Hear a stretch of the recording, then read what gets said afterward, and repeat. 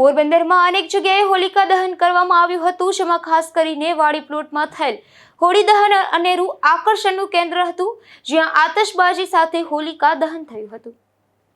પોરબંદરમાં હોળી નિમિત્તે ઠેર ઠેર હોલિકા દહન કરાયું હતું, જેના માટે વિવિધ વિસ્તારમાં મિત્ર મંડળ તથા ગ્રુપ દ્વારા હોલિકા દહન માટે તૈયારીઓ કરાઈ હતી। ત્યારે વાડી પ્લોટમાં ભવ્ય આયોજન કરાયું હતું, જેમાં ફટાકડાની આતશબાજી બાદ હોલિકા દહનનું વિશેષ આયોજન કરવામાં આવ્યું હતું।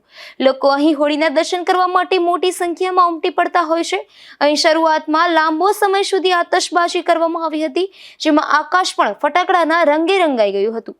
અહીં પોરબંદરના ધારાસભ્ય અર્જુનભાઈ મોઢવાડિયા સહિતના મહાનુભાવો પણ પોતાના પરિવાર સાથે ખાસ ઉપસ્થિત રહ્યા હતા અને હોલિકા દર્શન કર્યા હતા। ત્યારબાદ ઉપસ્થિત લોકોએ હોલિકાની પ્રદક્ષિણા કરી હતી, તેમજ મોટી સંખ્યામાં ભાવિકો ખાસ ઉપસ્થિત રહ્યા હતા।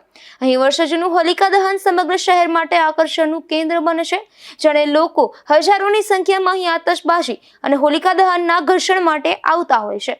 અશોક થાનકી, ગુજરાત ન્યૂઝ, પોરબંદર।